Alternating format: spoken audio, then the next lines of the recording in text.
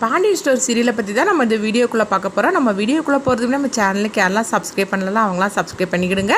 பக்கத்தில் உள்ள பெல் பட்டனை கிளிக் பண்ணிடுங்க. வாங்க வீடியோக்குள்ளே போகலாம்.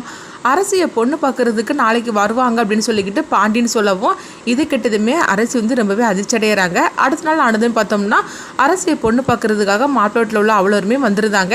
இங்கே வந்து அவங்க கோமதி வந்து அவங்க சுகன்யாட்ட சொல்லிட்டு இருக்கிறாங்க, இன்றைக்கி சாப்பாடு எல்லாமே செய்யணும் சீக்கிரமாட்டு. அரசி ஏன்னா பொண்ணு பார்க்குறதுக்காக வராங்களா, அவங்களுக்கு சாப்பாடு எல்லாமே நம்ம தான் வந்து செஞ்சு கொடுக்கணும். அப்படிங்கும்போது அதில் என்ன இருக்குது அத்தாச்சி, நானே வந்து ஒத்தாளாக இருந்து எல்லா வேலையும் செஞ்சு முடிச்சிடுது அப்படின்னு சொல்லவும் உடனே கோமதி சந்தோஷப்பட்டுட்டு இருக்கிறாங்க. அடுத்து பார்த்தோம்னா சுகன்யா வந்து எல்லா வேலையும் இழுத்து போட்டு செய்துட்டு இருக்கிறாங்க. மாப்பிள்ளோட்டுக்காரங்களும் வந்துருந்தாங்க. மாப்பிள்ளோட்டுக்காரங்களும் வந்ததுமே பாண்டியனும் கோமதியும் வந்து அவங்கள வரவேற்று அவங்கள உட்கார வைக்கிறாங்க.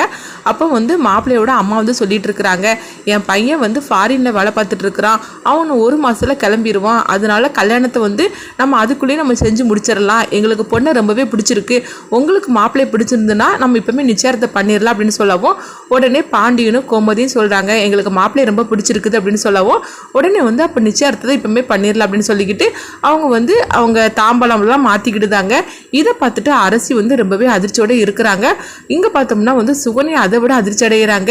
என்னது இது, உடனடியாகவே வந்து நிச்சயார்த்தம்லாம் பண்ணிட்டாங்க, கல்யாணத்துக்கு வந்து 1 மாதத்துக்குள்ளே கல்யாணம் பண்ணி முடிக்க போகிறாங்களா, இப்போ என்ன பண்ணுறதுக்கு, எப்படியா இந்த கல்யாணத்தை தடுத்து நிறுத்தணும்னு சொல்லி நினைக்கிறாங்க.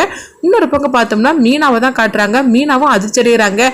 அரசிட்ட வந்து மாப்பிள்ளை பிடிச்சிருக்கா இல்லையான்னு சொல்லி கூட அத்தையும் மாமாவும் கேட்கல, அவங்க பாட்டுக்கு நிச்சயார்த்தமாக பண்ணி கல்யாணத்துக்கு முடிவு எடுத்துட்டாங்கன்னு சொல்லிக்கிட்டு மீனா வந்து அதிர்ச்சி அடைகிறாங்க.